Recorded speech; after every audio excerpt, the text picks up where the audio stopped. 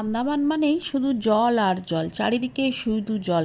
তাই এই আন্দামানে এসে ওয়াটার অ্যাক্টিভিটি করবেন না, সেটা কি কখনো হয়? তাই আজকে আমরা ওয়াটার অ্যাক্টিভিটি করার জন্য চলে যাব এলিফ্যান্টা বিচে, যেই বিচটা শুধুমাত্র ওয়াটার অ্যাক্টিভিটির জন্যই প্রসিদ্ধ। আর হ্যাভলকে এসে স্কুবা ডাইভিং করবেন না, সেটা কখনো হয়? জলের তলায় কি আছে সেটা তো দেখতেই হবে। মর্নিং, সুতপা সারণ্যার একটি ব্লগে আপনাদেরকে স্বাগত জানাই। আজকে 3 জুন, আন্দামানে আজকে আমাদের 5ম দিন। আজকে একটা অন্যরকম ভিডিও হতে চলেছে, কারণ এখন আমরা যাচ্ছি স্কুবা ডাইভিংয়ে। ভোর 5টার স্লট আমরা বুক করেছি। স্কুবা ডাইভিং আমি করব না, আমার হাজব্যান্ড আর আমার মেয়ে করবে স্কুবা ডাইভিং। তো আমি প্রথমে ওদেরকে বারণ করেছিলাম, মানে আমার মেয়েকে করতে বারণ করেছিলাম, কারণ আমার খুব ভয় লাগছে, জীবনে প্রথমবার এইরকম। তো আমি খুব ভয় পাচ্ছিলাম, সেই জন্য আজকে 2 দিন ধরেই আমার সঙ্গে ওদের ঝামেলা চলছে। ও আমার হাজব্যান্ড বলছে যে না, কিছু হবে না। আমার মেয়েরও খুব ইচ্ছা, কিন্তু আমার প্রচণ্ড ভয় লাগছে। তো সেই জন্য আমি প্রথমে রাজি হচ্ছিলাম না। তারপরে দেখলাম যে আমার মেয়ের খুব ইচ্ছা করার। তো ওর বাবাও বলল কিছু হবে না। অনেকজনকে জিজ্ঞাসা করলাম হোটেলেও এবং বাকি অনেকজনকে জিজ্ঞাসা করলাম, তারাও বললো কিচ্ছু হবে না, কোনো ভয় নেই, সবাই করে, তো কোনো অসুবিধা নেই। তো লাস্টে আমি রাজি হলাম। তো এই যে আমরা এখন পৌঁছে গেছি, কিন্তু আমার মনের মধ্যে ভয়টা তো থেকেই আছে। তো যাই হোক, মেয়ের যখন খুব ইচ্ছা, তো ও আর ওর বাবা করবে। এখান থেকে গাড়ি গেছিলো, সেই গাড়ি করেই আমরা এখন এলাম এখানে। প্রথমে ফর্ম ফিল আপ করে তারপর ইউনিফর্ম চেঞ্জ করে এখন আমরা যাচ্ছি যেখানে স্কুবা ডাইভিং হবে, সেইখানে আমরা যাচ্ছি। এই যে আমার মেয়ে ড্রেস পরে রেডি হয়ে গেছে, আমার মেয়ে আর আমার হাজব্যান্ড। তো আমরা এখন যাচ্ছি যেখানে স্কুবা ডাইভিং হবে ওইখানে। আর ওই যে ফর্মটা ফিল আপ করলো, ওখানে নাম, বয়স সব কিছু লিখতে হলো। 10 বছরের নিচে আর 50 বছরের ওপরে হলে স্কুবা ডাইভিং আপনি করতে পারবেন না। আর ওই ফর্মটাতে সই করার কারণ যে কিছু যদি হয় তাহলে ওদের কোনো দায় নেই। যদিও এখানে কিছু হয় না, তবুও ওরা ওদের সিকিউরিটির জন্য ওই ফর্মটায় সই করিয়ে রাখে। আর যদিও ওই ফর্মটা যখন দিল তখনও আমার বেশ ভয় ভয় লাগছিল, কিন্তু সবাই আমাকে বললো যে কিছু হবে না, সবাই করে, কোনো প্রবলেম হবে না। এই স্কুবা ডাইভিংয়ের জন্য আমাদের নিয়েছে পার হেড 5,000 টাকা। এখানে চার্ট দেওয়া আছে, এখানে অনেক রকম অ্যাক্টিভিটি হয়, যে যেটা করবে। তো আমাদের স্কুবা ডাইভিংয়ের জন্য পার হেড 5,000 করে নিয়েছে, দুজনের 5 10,000 টাকা। হ্যাভলক স্কুবা ডাইভিংয়ের জন্য প্রসিদ্ধ, এর বিভিন্ন জায়গায় এই স্কুবা ডাইভিং কেন্দ্র রয়েছে। এবার ওদেরকে নিয়ে যাচ্ছে ট্রেনিং দেওয়ার জন্য, আর আমি পাড়ে দাঁড়িয়ে থাকলাম, বেশ ভয় লাগছিল আমার। কিন্তু যাই হোক, মেয়ের মনের সাহস দেখে, জোর দেখে, এত ওর ইচ্ছা দেখে আমি আর ভয় পাইনি। তো আমি বললাম ঠিক আছে, কোনো ব্যাপার নয়, ওর যখন এত ইচ্ছা তাহলে ও যাক। তো এখন ওদেরকে প্রথমে ট্রেনিং দেওয়া হবে, কেমন করে স্কুবা ডাইভিং করবে ওখানে, মানে কি জলের মধ্যে কি অ্যাক্টিভিটি, সব কিছু ওদের প্রথমে ট্রেনিং দেওয়া হবে, তারপরে ওদেরকে নিয়ে যাবে মাঝ সমুদ্রে। আমি তো পাড়ে দাঁড়িয়ে প্রথমে শুনতে পাচ্ছিলাম না যে ওদেরকে কি বলছিল। তো ওরা যখন ঘুরে এলো তখন আমি ওদের কাছ থেকে জানলাম যে কিভাবে ওদেরকে ট্রেনিং দিচ্ছিল, কিভাবে মানে জলের নিচে যখন যাবে কি সিম্বল দেখাতে হবে, জলের উপরে যখন আসবে তখন কি সিম্বল দেখাতে হবে, সেগুলো সব ওদের কাছ থেকে শুনলাম পরে। তো প্রথমে আমার মেয়ে একটু ভয় ভয়ই পাচ্ছিল, যখন ওর মুখে মাস্ক লাগিয়ে দিচ্ছিল, অক্সিজেন নিয়ে যখন লাগিয়ে দিয়েছিল তখন একটু ভয় ভয় পাচ্ছিল। তো ওরা বললো যে কোনো ভয় নেই, কোনো ব্যাপার নয়। তো বললো নৌকা করে তো চলো যেখানে স্কুবা ডাইভিং হবে, যদি সেখানে গিয়ে ভয় লাগে তখন নয় তুমি জলে নামবে না, কিন্তু ওই পর্যন্ত তো চলো, ওখানে যেতে তো কোনো আপত্তি নেই, কারণ টাকা তো দেওয়া হয়ে গেছে, টাকা তো ওরা আর ফেরত দেবে না। অতএব ওই পর্যন্ত তো চলো, তারপর ওখানে গিয়ে যদি তোমার নামতে ভয় লাগে তখন তুমি নামবে না। আসলে ওরা ওকে সাহস দিচ্ছিল। তো যাই হোক, ওরা এখন খুব ভালোভাবেই ওরা নাকি ট্রেনিংটা দিয়েছিল শুনলাম। যতক্ষণ না আপনি কমফোর্টেবল ফিল করবেন ওরা ততক্ষণই আপনাকে বোঝাবে, এতই ভালো। ওরা চলে এসেছে মাঝ সমুদ্রে। তো আমি পরে ওর বাবার কাছে শুনলাম, আমার মেয়েকে যখন এই পিঠে অক্সিজেন সিলিন্ডার লাগিয়ে দিয়েছিল আর মুখে মাস্ক লাগিয়ে দিয়েছিল, প্রচণ্ড ভয় পেয়ে গেছিলো, ও আর নামতেই চাইছিল না। কিন্তু ওরা খুব ভালো করে ওকে বোঝাচ্ছিল, মানে ওরা চেষ্টা করছিল যাতে ও নামে, কারণ এত আশা করে সবাই আসে এই পর্যন্ত, মানে ওরা যতটা সম্ভব পারে ওরা খুব চেষ্টা করে যাতে বুঝিয়ে সুঝিয়ে নামানো যায়। তো ও নাকি প্রথমে ওর মুখ ছোট হয়ে গেছিলো, খুবই ভয় পেয়ে গেছিলো, নামবে না বলছিল। যাই হোক, তারপর ওরা বোঝানোর পরে লাস্টে ও নেমেছে এবং তারপরে ও খুব এনজয় করেছে। আসলে এরকম উল্টো করে জলের মধ্যে ফেলে দেয়, তো সেটা দেখেই ও খুব ভয় পেয়ে গেছিলো। ওর আগেও 2-3 জনকে ফেলেছে, সেটা দেখেই ও খুব ভয় পেয়ে গেছিলো। নিচে ওরা দাঁড়িয়ে আছে, ওরা ফেললেই ওরা সাথে সাথে ধরে নেবে, কিন্তু তবুও মানে আসলে ছোট তো, তাই ও খুবই ভয় পেয়ে গেছিলো। তবে ওরা কিন্তু খুব চেষ্টা করে যাতে কেউ এই পর্যন্ত এসে ফিরে না যায়। আসলে এতটা টাকা দিতে হয় তো, মানে ওরাও খুব চেষ্টা করে যাতে কেউ মানে ফিরে না যায়। অবশেষে আমার মেয়েও নেমেছিল জলের মধ্যে, তো দেখুন।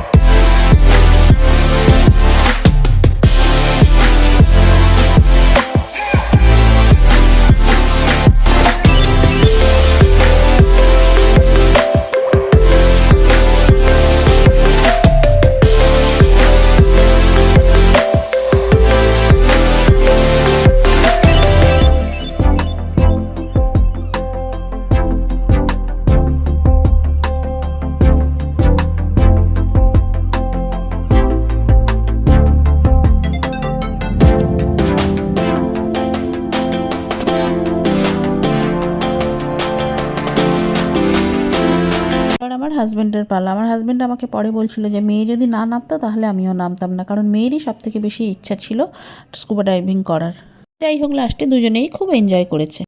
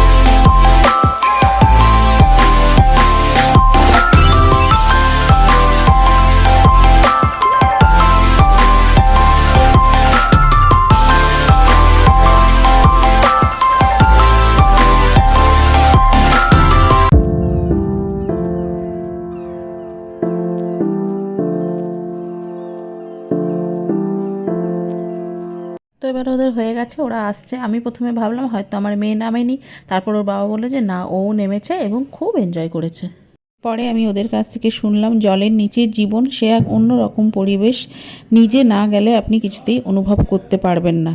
খরচটা একটু বেশি হয়, কিন্তু তা হলেও এক অন্যরকম অভিজ্ঞতা। কমেও হয়, কিন্তু সেখানে আপনাকে বেশি ডিপে নিয়ে যাবেন। এবারে আমরা যাচ্ছি আমাদের হোটেলে এসে স্নান টান করে আমরা চলে এসেছি ব্রেকফাস্ট করতে। ব্রেকফাস্ট করে আমরা যাব এলিফ্যান্টা বিচে।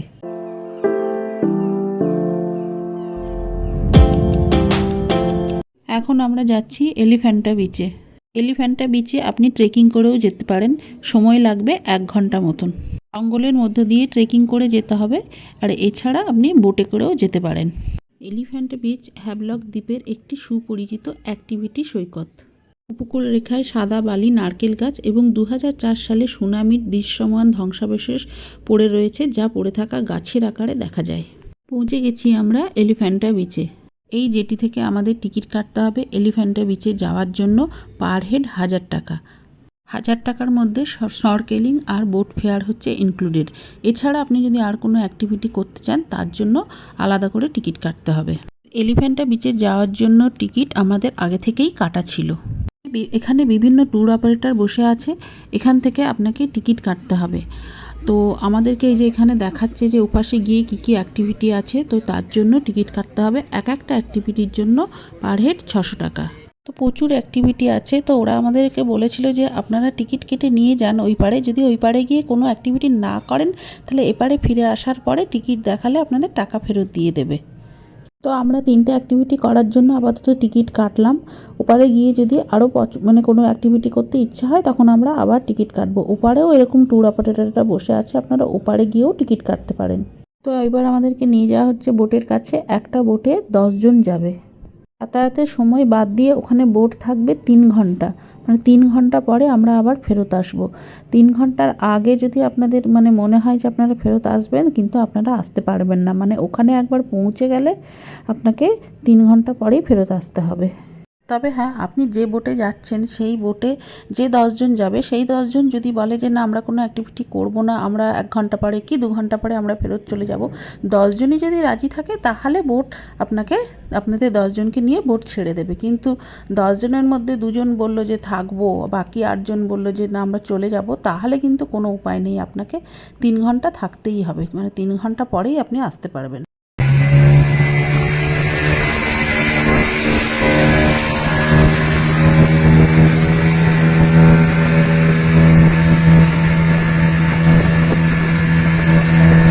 একটা কথা আপনাদেরকে বলে রাখি, এই এলিফ্যান্টা বিচ কিন্তু বিখ্যাত শুধু মাত্র ওয়াটার অ্যাক্টিভিটির জন্য। এখানে প্রচুর রকমের শুধু ওয়াটার অ্যাক্টিভিটিই হয়, তাই এই বিচে যখন আসবেন অবশ্যই সঙ্গে এক্সট্রা জামা কাপড় আনবেন, কারণ যেটা পরে আপনি আসবেন সেটা কিন্তু পুরো ভিজে যাবে।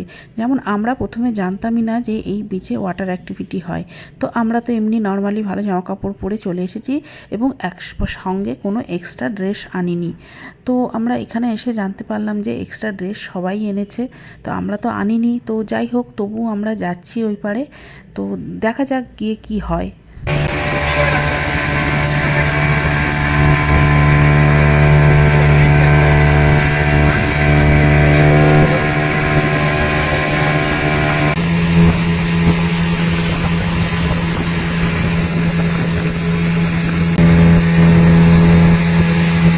আমরা পৌঁছে গেছি এলিফ্যান্টা বিচে। এইখানেই বোট থেকে নেমে আসতে হবে, আর এইখানেই যত রাজ্যের অ্যাক্টিভিটিগুলো সব এইখানেই হয়। প্রথমে আমি আপনাদেরকে যে বলেছিলাম যে 1000 টাকা মধ্যে স্নরকেলিংটাও ফ্রি, তো এখানে এপারে এসে আমরা জানতে পারলাম ওই 1000 টাকার মধ্যে যে স্নরকেলিং ফ্রি বলা হয়েছে সেখানে শুধু ওই সামনে নিয়ে গিয়ে 4-5 মিনিটের ওরা ট্রেনিংটা দেবে, কিন্তু আসল কোরাল দ্বীপে ওরা নিয়ে যাবে না। আসল কোরাল দ্বীপে নিয়ে যেতে হলে আরও 1200 টাকা দিতে হবে। এইভাবেই ওরা মানুষকে বোকা বানিয়ে ওরা ওই পার থেকে এই পারে আনছে, এই পাশে এনে তারপরে এই কথাগুলো বলছে, এইভাবেই ওরা ব্যবসা করছে। সাংঘাতিক রকমভাবে একটা ফ্রড কেস চলছে। যাই হোক, আন্দামানে সব কিছুই খুব কস্টলি। এখানে এই ব্যানানা রাইড আছে এবং আরও অন্যান্য অনেক রাইড আছে, সব কিছুতেই আপনি করতে পারেন। ওই 500 থেকে 600 মিটারের মতন নিয়ে যাবে, দিয়ে 2-3 রাউন্ড ঘোরাবে, পার হেড 600 টাকা। আমরাও ওপার থেকে 3টে রাইডের জন্য টিকিট কেটে এনেছিলাম, তো আমরাও ঠিক করলাম আমরা আগে 3টে রাইড করি, তারপরে যদি আবার অন্য কিছু রাইড করতে ইচ্ছা হয় তখন আবার টিকিট কাটবো। যদিও আমরা এক্সট্রা কোনো ড্রেস আনিনি, পুরোই ভিজে যাব, তো আমরা ভাবলাম ভিজলে ভিজবো, এসেছি যখন ফুল এনজয় করে তবেই যাব। তো আমরা 3জনে লাইফ জ্যাকেট পরে রেডি হয়ে গেছি। তো আমরা একটা লকার নিয়েছিলাম, সেই লকারে আমাদের জিনিসপত্রগুলো রেখে দিয়েছিলাম, দিয়ে আমরা রেডি অ্যাক্টিভিটি করার জন্য।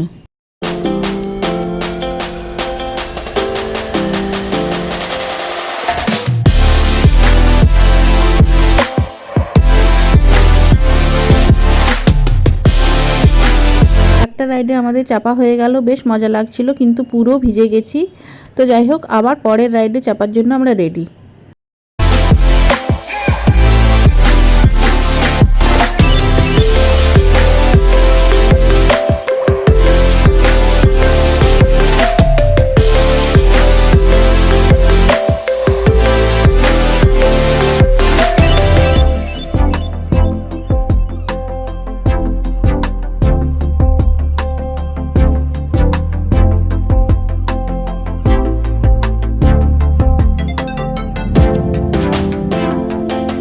পেড লকার আছে, আর চেঞ্জিং রুম আছে, সব কিছুরই ব্যবস্থা আছে, কিন্তু যেহেতু আমরা জানতাম না সেই জন্য আমরা কোনো এক্সট্রা ড্রেস আনিনি।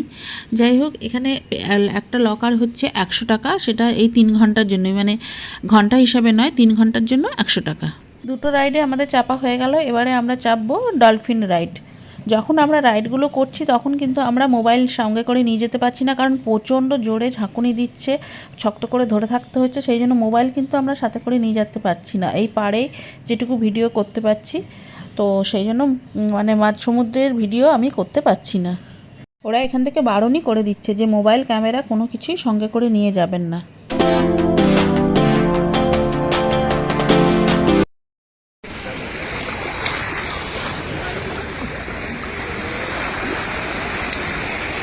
এই যে এবারে আমরা করব এই ডলফিন রাইড। এই ডলফিনে চাপলে আর ওই যে সামনে যে বোটটা দেখতে পাচ্ছেন ওই বোটটা হবে টেনে নিয়ে যাবে, এই 300-400 মিটার পর্যন্ত নিয়ে যাবে, দিয়ে ওইখানে গিয়ে 3-4 রাউন্ড ঘোরাবে, ঘুরিয়ে আবার নিয়ে চলে আসবে।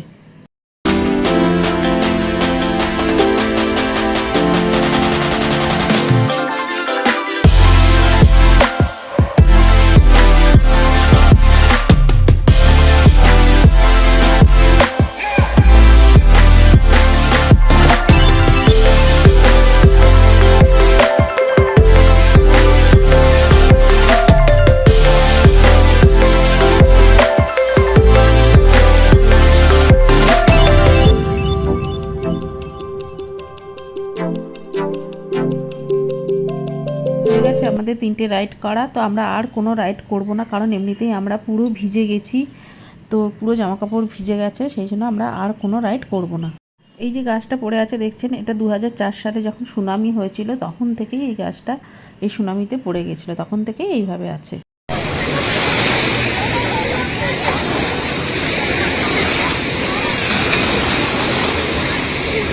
এলিফ্যান্টা বিচে 3 ঘন্টা আমরা বেশ ভালোই কাটালাম, খুব মজা হয়েছে। তো এখন আমরা ফিরে যাচ্ছি ওই পারে। এখন গিয়ে আমরা প্রথমে হোটেলে যাব, হোটেলে গিয়ে কিছু খাওয়া দাওয়া করব, খাওয়া দাওয়া করে আজকে আমরা আরেকবার যাব রাধানগর বিচে।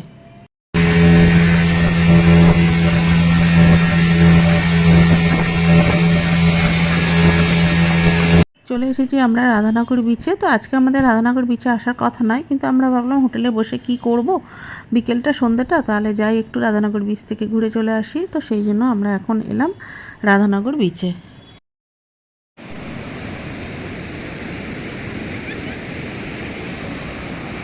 আজকে আমরা আর জলে নামবো না, এই একটুখানি ঘুরবো, এখানে দাঁড়াবো, বসবো, তারপরে আবার হোটেলে চলে যাব।